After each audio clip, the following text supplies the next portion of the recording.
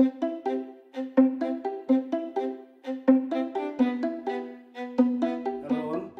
Morning from লে। আজকে আমাদের 9th ডে, আর আপনারা পুরো সিরিজ আশা করি দেখেছেন, লে সিরিজ 8 দিনের আমাদের লের পুরো প্ল্যান।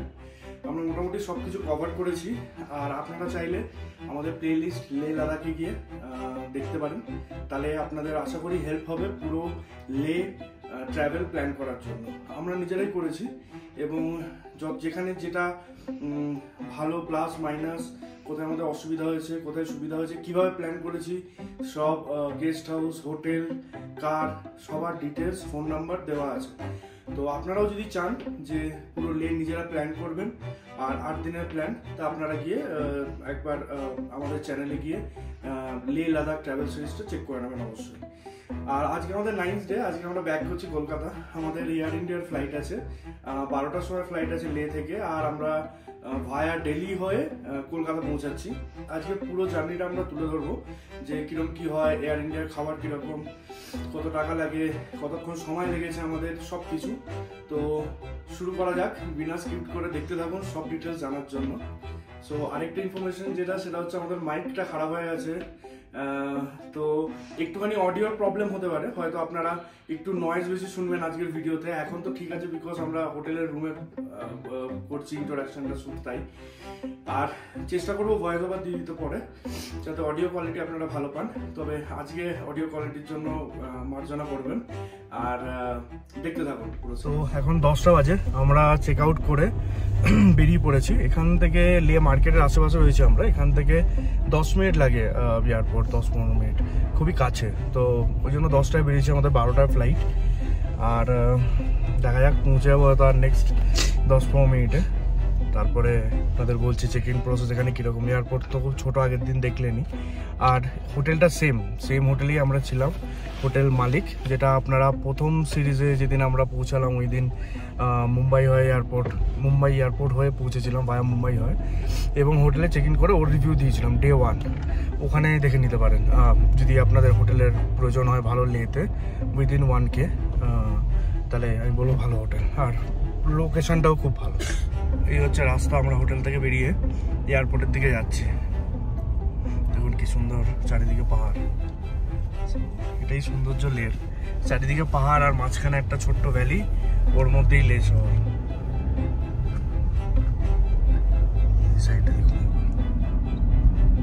আজকে খুব সুন্দর ওয়েদার, সানি ডে।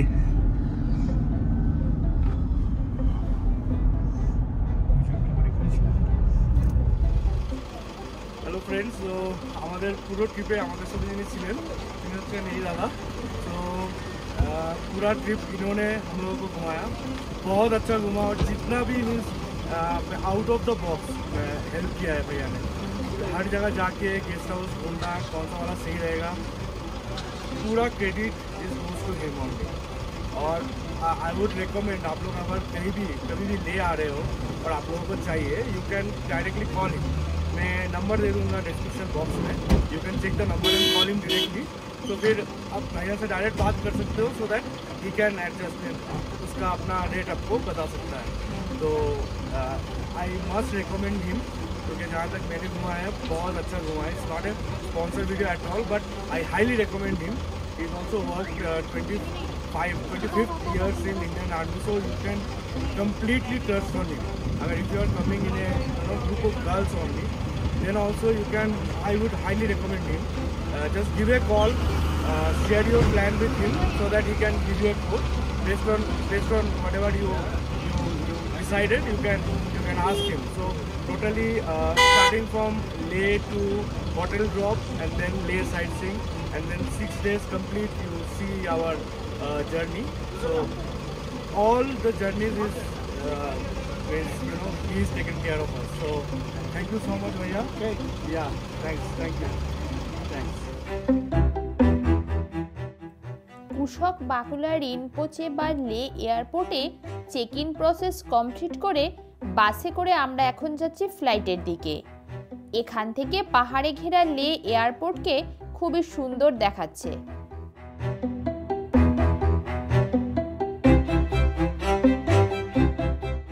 আমরা এখন যাচ্ছি ফ্লাইটের গেটের অভিমুখে।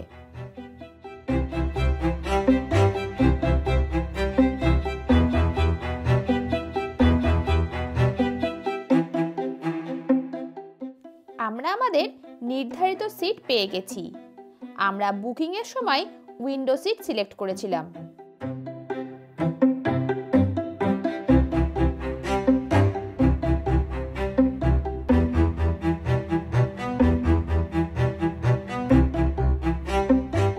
ফ্লাইট একটু লেট আছে, এখন 12:07 বাজে। আমরা জাস্ট উঠে বসলাম, আর ছাত্র হয়তো আরেকটু কিছুটা লেট করবে।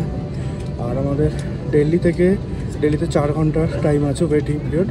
দেন নেক্সট ফ্লাইট আমাদের 5:35 আছে নেক্সট ফ্লাইট। তো অনেকক্ষণ টাইম, দেখা যাক কী করি দিল্লিতে। আর এখানে এখনও মনে হয় ছাড়তে আরও 10-15 মিনিট লেগে যাবে। সো একটু লেট আছে এটাও। আর পরেরটাও আধ ঘন্টা লেট হয়েছে, ওটা ছিল 5:05 টাইম। আর দিল্লি টু কলকাতা আমাদের, ওটা এখন টাইম করেছে 5:35। তো এই দেখা যাক। ফ্লাইটের জানলা দিয়ে এ যাত্রায় শেষবারের মতো লে শহরটাকে একটু দেখে নিচ্ছি।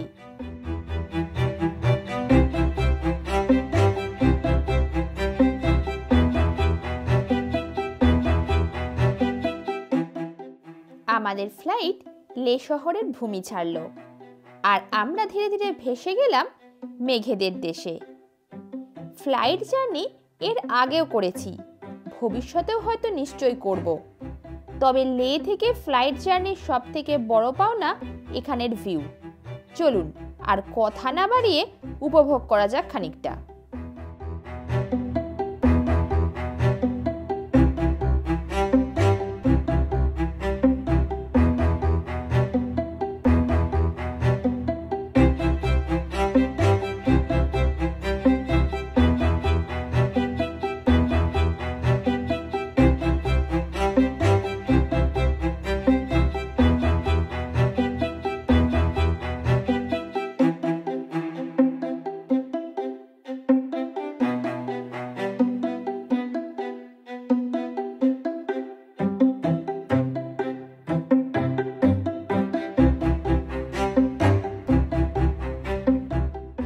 গত 7-8টা দিন লে শহরে কাটিয়ে আজ যখন প্লেনের জানালা থেকে লে শহরকে নিচে দেখছি, হঠাৎ চোখে পড়ল সিন্ধু ও জাসকর নদীর মিলিত ক্ষেত্র সঙ্গম।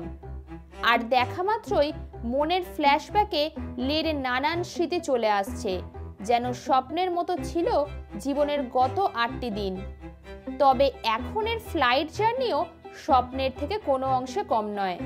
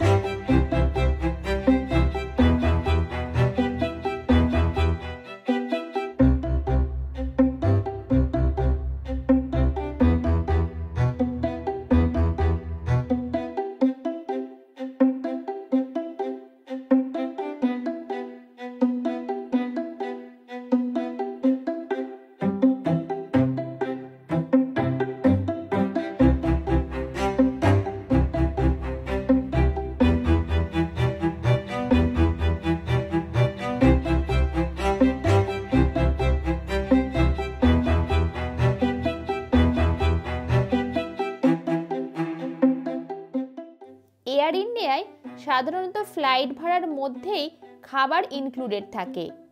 আমাদেরও এখন তাই দেওয়া হয়েছে স্ন্যাক্স, একটি মিনারেল ওয়াটারের বোতল আর সাথে একটি টিস্যু। যাই হোক, স্ন্যাক্সটা ওপর থেকে বেশ গরমই লাগছে। কি আছে সেটা আপনাদের সাথে শেয়ার করছি।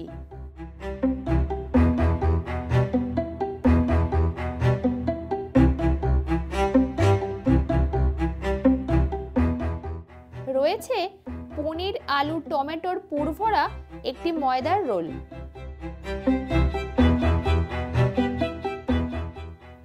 আমরা এখন দিল্লি এয়ারপোর্টের খুব কাছাকাছি রয়েছি, আর কিছুক্ষণের মধ্যেই আমাদের ফ্লাইট ল্যান্ড করবে দিল্লি এয়ারপোর্টে। এই সম্পূর্ণ জার্নিটা ছিল ওই 1 ঘন্টার কাছাকাছি।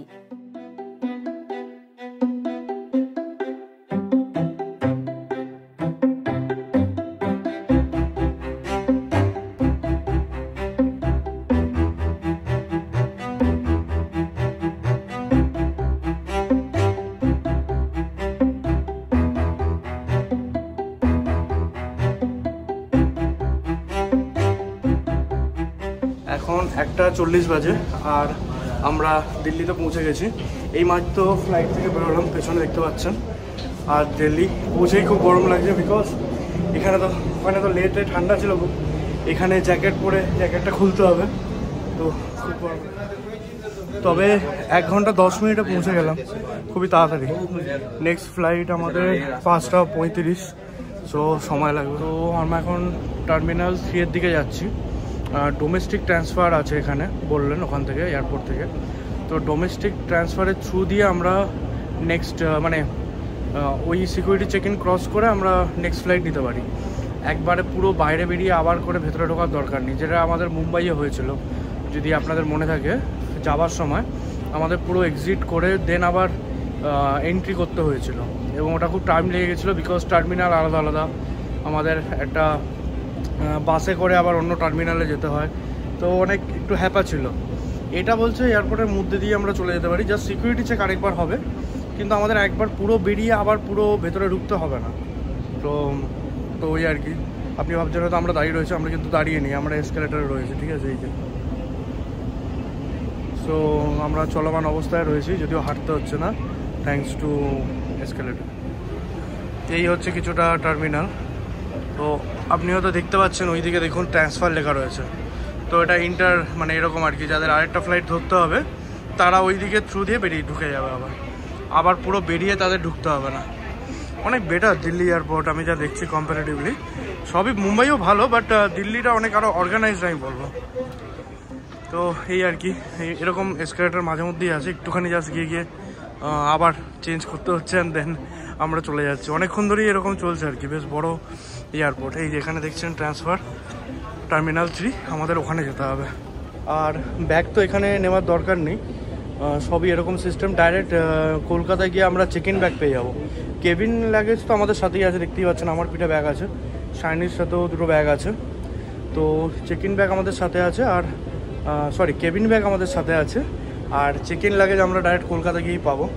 আমি একবার এটা দেখে নিই, এখানে চেক ইন করে ভেতরে ঢুকি, দিয়ে একবার লঞ্চেও যাবো, বিকজ 3-4 ঘন্টার মতন আমাদের সময় আছে, মাঝখানে গ্যাপ, তো ওই সময়টা কী করবো। তো একবার ঢুকবো আমরা, ওটাও আপনাদেরকে দেখাবো যদি ক্যামেরা করতে পারি। কলকাতায় লাস্টবার করেছিলাম আন্দামানের ভিডিওর সময়, আন্দামান ট্রাভেল সিরিজের সময়, সেই সময় পারমিশন পাইনি, তো ওই 1-2টো একটু যা করতে পেরেছি, সেভাবে করতে পারিনি। তো দেখি এখানে যদি সময় তো পেয়ে যাবো, ঢুকবো তো একবার বটেই। যদি ভিডিও করা পারমিশন পাই তাহলে অবশ্যই একবার শেয়ার করবো আপনাদের সাথে, দেখতে থাকুন। ওই দিকে দেখুন, এই যে ডোমেস্টিক ট্রান্সফার, আমাদের ওই দিকেই যেতে হবে, দেন লেফট নেক্সট ফ্লাইট ধরার জন্য। এই দেখুন ডোমেস্টিক ট্রান্সফার। আমরা এখন এখানে বোর্ডিং পাস আমাদের স্ক্যান হলো। বোর্ডিং পাসের যে কিউআরের জায়গাটা, এইটা ওখানে লাগালে স্ক্যান হয়, খুলে দিচ্ছে। চলো, আমরা সিকিউরিটি চেক ইন করে ভেতরে চলে এলাম। এই যে আমার পেছনে দেখতে পাচ্ছেন, এটা হচ্ছে সিকিউরিটি চেকিংয়ের জায়গা, inter flight, domestic inter flight. তো আমরা করে এখন এই স্কেলেটারের উপরে উঠছি। আবার ওই যে রাস্তা দেখালাম ওরমভাবে আপনি এলেই দেখতে পারবেন। আর এবারে দেখছি কত নাম্বার গেটে আমাদের, যদিও এখন অনেক টাইম, একবার গিয়ে চেক করব, যদি দিয়ে দেয় ওর আশেপাশে গিয়ে বসবো, দেন ডোমেস্টিক একবার ইয়েতে গেলাম, লাউঞ্চে গেলাম, এরকম করবো। এখন দেখি এই উঠে এসে সামনে বড় ডিসপ্লে লাগানো, এখানে গেট নাম্বারটা চেক করো ফ্লাইটে। আমাদের ফ্লাইট হচ্ছে গেট নাম্বার 29, আর এখনও অনেক সময় আছে, তাই উপরে চলে এলাম। এই যে পেছনে দেখছেন, এটা হচ্ছে এয়ারপোর্ট লাউঞ্জ। কিউয়ে দাঁড়িয়ে এখন দিয়ে ভেতরে ঢুকবো। মনে তো হচ্ছে বেশ ভালো ব্যবস্থা আছে, প্রপার লাঞ্চ হয়ে যাবে। লেটস সি ভেতরে গিয়ে আপনাদের বলবো।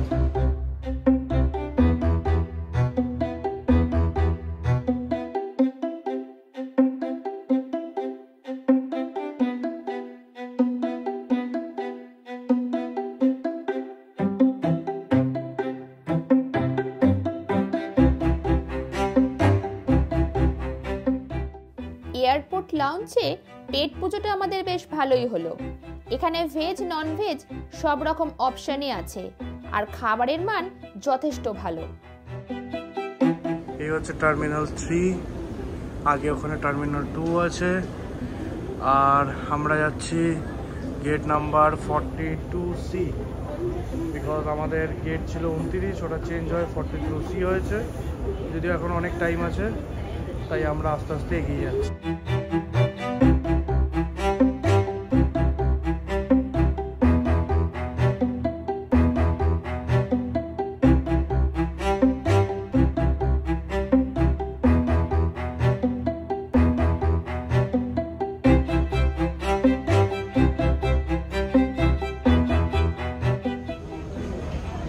এখন 5:45 বাজে, বোর্ডিং স্টার্ট হয়ে গেছে। 5:35-এ ফ্লাইট টাইম। সো কিছুক্ষণের মধ্যে বোর্ডিং কমপ্লিট হবে এবং ফ্লাই করবে। হোপফুলি এটা যেন অন টাইম হয়, এমনি আধ ঘন্টা লেট হয়ে গেছে। সো ফার্দার ডিলে যেন না হয়, তাই প্রে করছি। So let's see. বেরিয়ে গেছি সিকিউরিটি চেক ইন করে, এবারে বাসে উঠবো অ্যান্ড দেন ওখান থেকে ফ্লাই। চলো।